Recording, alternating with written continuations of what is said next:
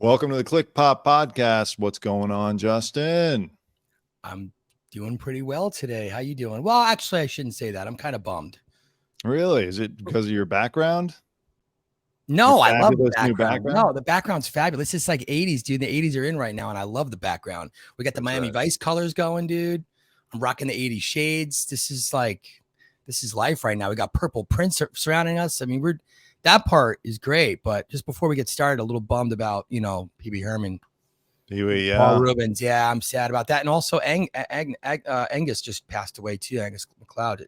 That was So shocking. Yeah, yeah, from 25 Euphoria. years old. Only 25 years old, so young, life ahead of him. But two pretty big deaths today. And I grew up with PB Herman. That was a huge part of my childhood. And I love that movie.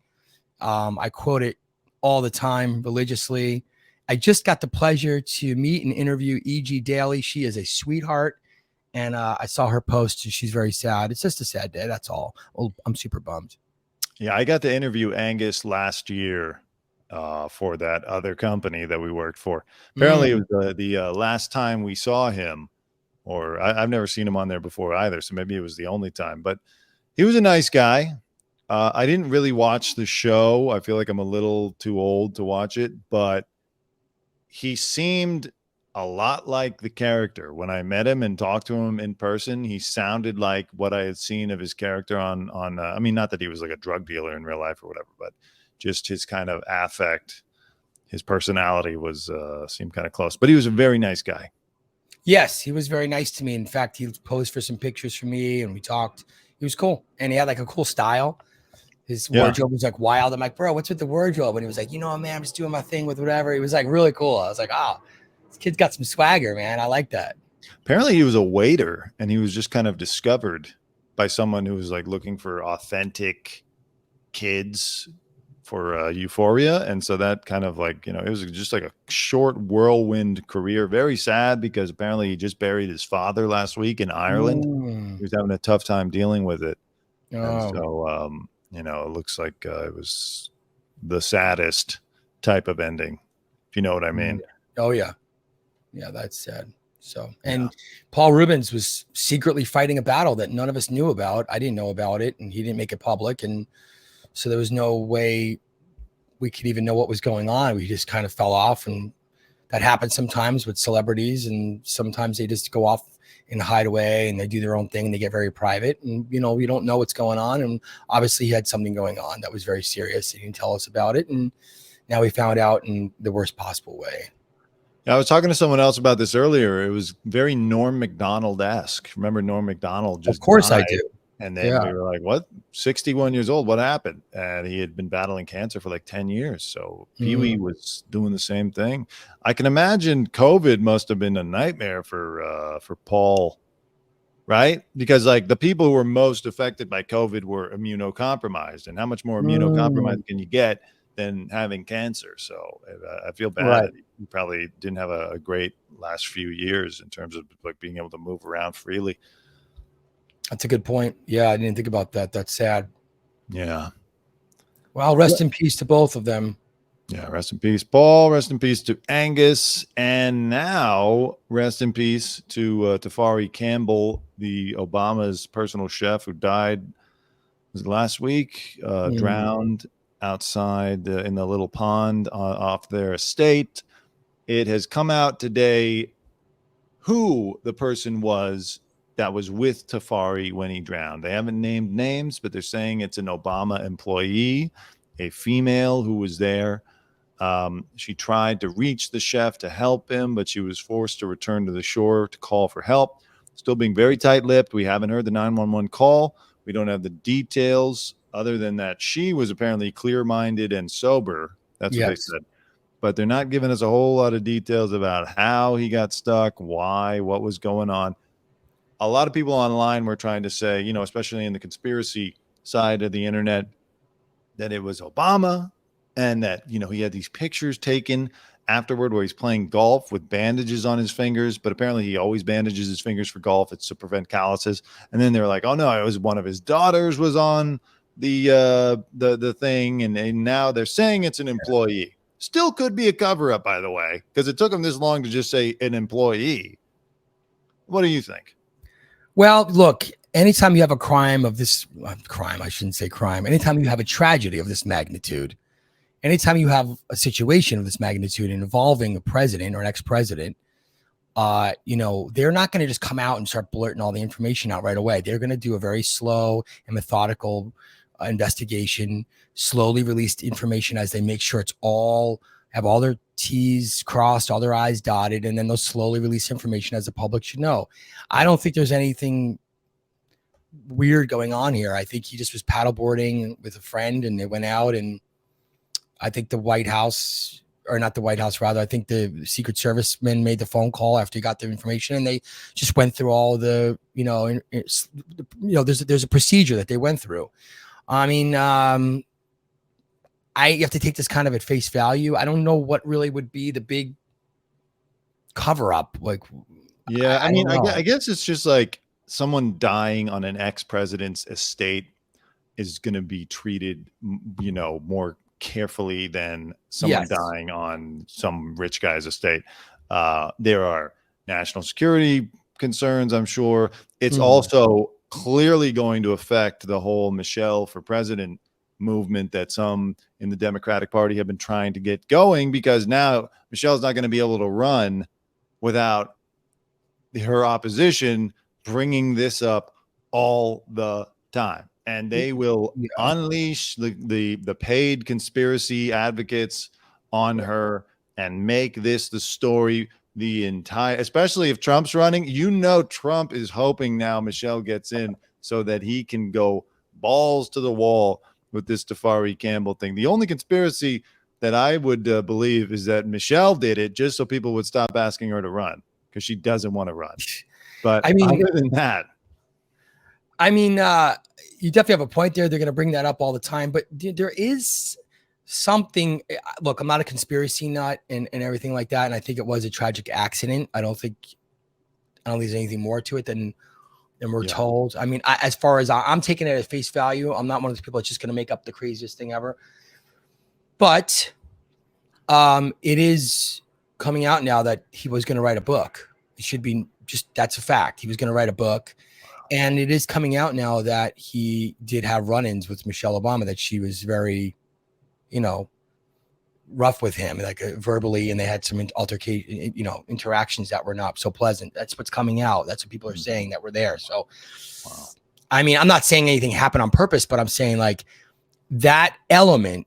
The reason why I'm bringing this up is not to fuel conspiracy theories, but to say that that element of their relationship will probably come up, that she was not so kind to him, and so that's going to be a sore spot for look, campaign.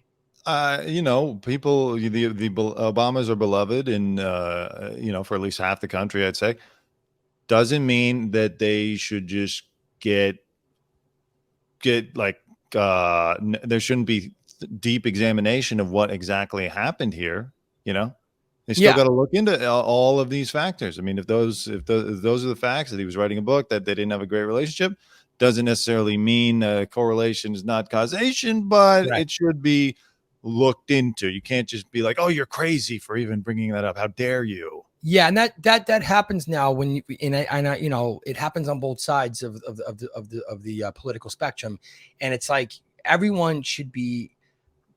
If there's information coming out, or if we have questions, you should be allowed to ask questions and not be called crazy for asking questions or for following up on information that appears to be real. That's sort of, what the very essence of freedom is asking questions that you want to ask. You should be allowed to do that, and you shouldn't be called names for doing that. We're at the point now where, because, certain people politically are the darling of the media, they tend to get a protection where it's like, how dare you ask about the king? You ask about the king. Right. So it's, everyone should be fair game to ask questions. And I'm not saying that it's right to come up with the crazy cockamamie conspiracies, but you should be able to ask questions to get to the bottom of it, and get to the bottom of things. You can find out information when you want to, as an American citizen. Especially when another White House chef also drowned. Like, what is that? That's a little weird. It's a little bizarre. I'm not saying they're related. It's a little bizarre. Like, what are the odds that people, how many people get to be White House chefs and then 2 of them die? That seems like, statistically high for 2 of them to die in drowning incidents. I don't know. I bet if it was Vegas, you could bet on it. It would be pretty crazy odds. Yeah. But it's sad for Tafari and his family. Of course, he was only 45 years old. Very young.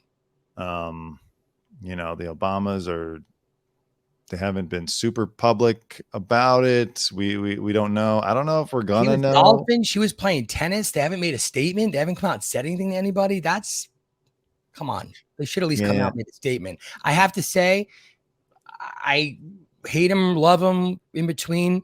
I feel like if this happened on Trump's property and he was there, the left wing media would probably be going crazy, and Trump probably will come out and make a statement. He's a guy that would come out and talk about it. He would say, I have to say he probably would. He wouldn't be hiding like this. I don't think. He's one of those, like, he'll come right up to you and talk, in my experience. And so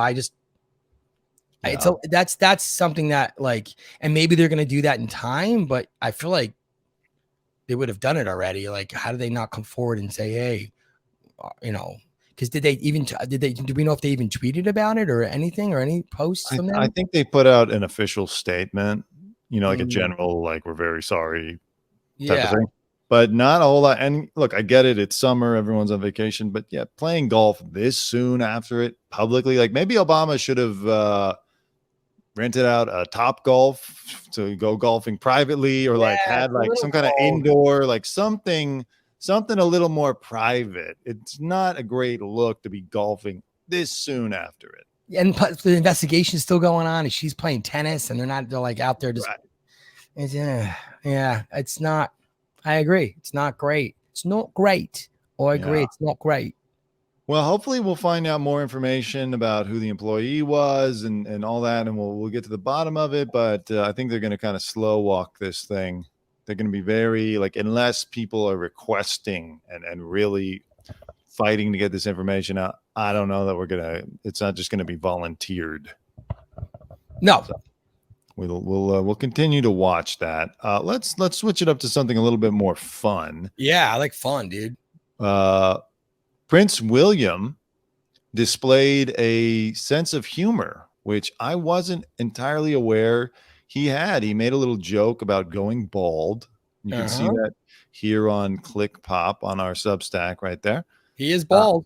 He is bald. I always felt bad for the guy because, he gets to be king, but he's also bald. I mean, some people look better bald. Michael Jordan, Charles Barkley. He doesn't. I don't think. Charles Barkley looks weird. Charles Barkley and Michael Jordan look weird with hair. Right. That's true. The Rock.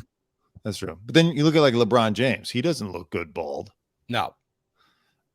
William. I don't look good bald. No. Thank God. You're out of my head anyway. You're luckier than Prince William. He was at he's discussing the Earthshot Prize, which is an initiative that he launched a couple of years ago. And he said, I don't know if you guys have heard about the Earthshot Prize, but it's an initiative I started 2 years ago, though now it's been 4 years in the making.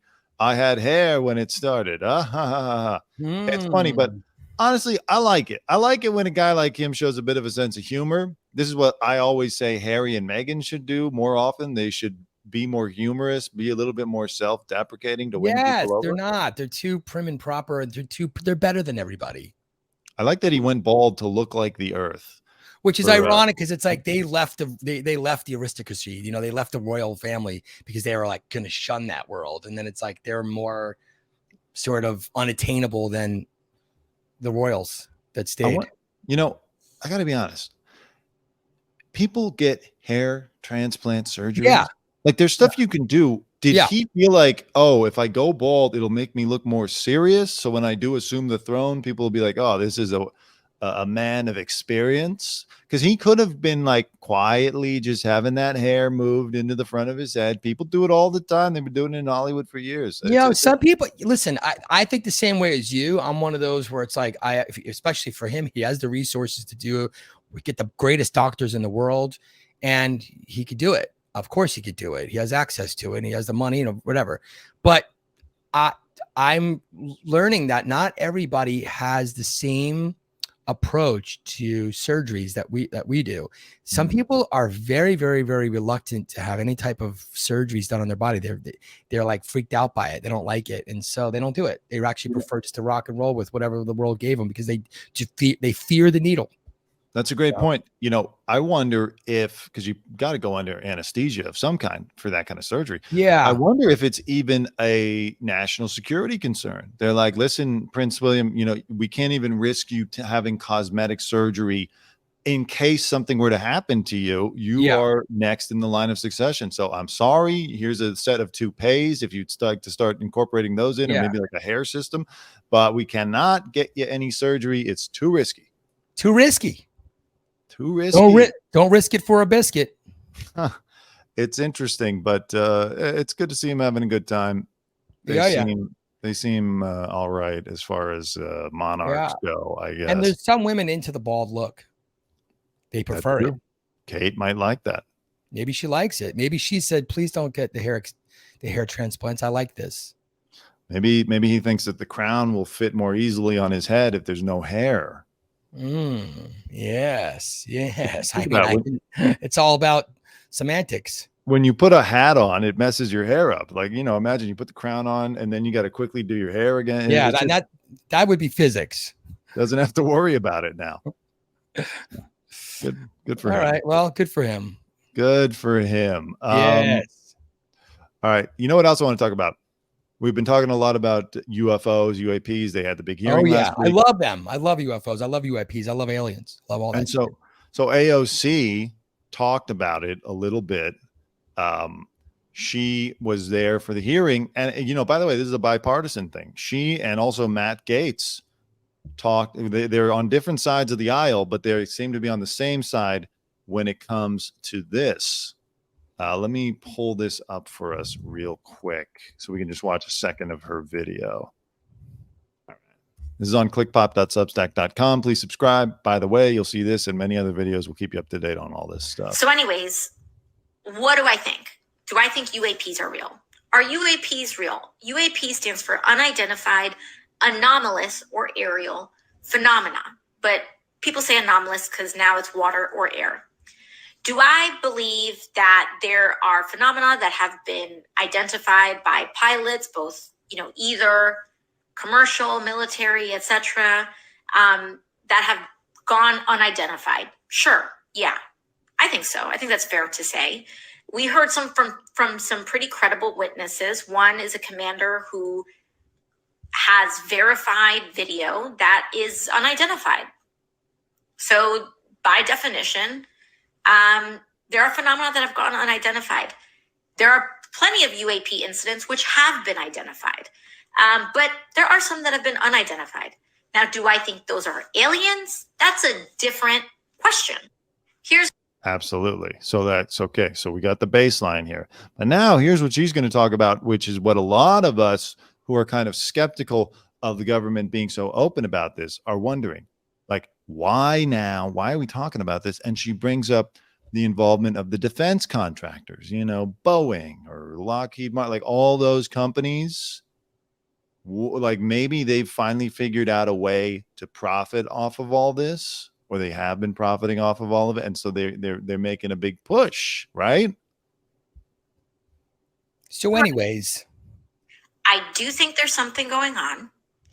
I do think that, and I know that in the past, we've dragged defense contractors before the committee, and I have questioned them. I'll see if I can put a link or something, and I have questioned them, and I have found, and we have found as a committee, defense contractors hiding things. And one line of questioning that I had, that was also part of a larger investigation on the committee, resulted in tens of millions of dollars, over, I think it was $16 million, just from one smaller contractor alone. Over $10 million getting returned to the public because of corrupt practices. So, all right. So that's kind of her thing. She's skeptical. She doesn't ultimately say And I don't think it's real. It's the defense contractors. No, but she says that's a thread that we should pull on, the defense contractor involvement in all of this. You know, that's why I still feel skeptical now. How do you feel about it? I mean, she's not wrong that there's corruption in, I mean, oh, really? Defense contractors are corrupt? What a revelation. Yeah. I just don't, she needs to explain how they benefit. She needs to tell the public how they benefit from stories about UFOs or UAPs coming out. How does a defense contractor, how does Boeing financially benefit from the public hearing that aliens are real? How do they benefit? Do they benefit because now our government is going to have some type of a division that makes equipment that they're going to work on? Do they benefit because they can use these stories to hide money? She needs to explain how. She doesn't do a good job of that. She doesn't explain how the process works. Walk us through your thought process and tell us how Boeing benefits financially from a story about a UAP. But I mean, anything's possible. Yeah, I mean, that's the big question for me too. I also still don't know how they could benefit. I suppose maybe if it was like more in the public, they could try to get more money from the taxpayers to either, you know, study or to build new and different equipments and or weapons that can handle these UAPs. I don't know, but like it's a question that has to be, it's something that has to be cleared up if we're going to properly move ahead with the disclosure movement. There's yeah, but I told you my whole theory on this whole thing is that this is not coming out of left wing right. You know, this is not coming out of left field right now. This has been going on. This has been a, you know, slow burn that's been coming from the government. They've had this information, this technology, and they're slowly releasing it each, you know, a little bit by little. I don't know. I mean, it's also kind of a surprise. It's like the administration we have right now is caught in a lot of scandals, and then they go, oh, aliens are real. It's like, maybe they thought that was going to throw everybody off the trail of Biden's bribery and corruption and money laundering in Ukraine. And they're like, you know, it's like now we're finding out that BlackRock has a $1 trillion deal to rebuild Ukraine when BlackRock made the money on bombing Ukraine. It's like, and Obama's made, or the Bidens rather have made money from other countries and foreign. There's all kinds of corruption that's being exposed, and then they go, aliens are real. So I mean, you know, maybe it's a wag the dog moment. Who knows? No, that's also possible. Although I always say that because I remember when that Ohio train derailed earlier this year, and then there was also a lot of aliens right around then, you know, around the time of the Super Bowl, there were weather balloons or spy balloons, I should say. I'm like, look, maybe, but the alien story is too big to waste on even the Bidens. You know, Biden will be either reelected or he'll be out sometime soon. It's not, I don't know that he has enough power because this is like deep, like this is the real deep state is involved, you know, classified, like military departments that don't even exist for all intents and purposes are dealing with this type of technology and the information. I don't know that Biden would have the ability to say, okay, release the alien stuff. I need it to cover things up. You know, the media is doing a decent enough job not covering him and Hunter's misadventures in the financial world with the type of scrutiny that they would have, you know, a president from the other party. You know, I think we can be honest about that no matter what side of the aisle you're on. Oh yeah, absolutely. No, I know. And this also just reeks of Dr. Evil. Remember when the Frau was like, remember she yelled? Yeah. Oh my God. It just has that whole vibe to it where it's like, you know, distract any way you can. But yeah, we'll see. I don't know. I mean, there's a lot going on here. There's a lot of moving parts lately, Dante. Absolutely. I love the theory that the reason it's only starting to come out now is because the aliens who made the deal with us are saying it's okay to start releasing the info. They're the ones giving the order. They're in control, not us. They're in control. Yeah. Wasn't up to us. It wasn't up to our Maybe it government wasn't. or our military. It was up to the aliens when they felt comfortable. I mean, that sounds like an alien thing to do. Yeah, they're ready to launch. I It's just so hope that it's so them. they're launching a new app. It's so Quibi. them. Yeah, it is so them. Speaking of the Bidens, real quick, they saw Hunter Biden. He was at the airport, and he's got a friend who's a lawyer who's also apparently making a documentary. Now, like, what could this documentary? Is this like my story, my side of things? Like, what could this documentary possibly be about? Is it about him as an artist? Is it about his art? That's clearly not a money laundering operation. Clearly not.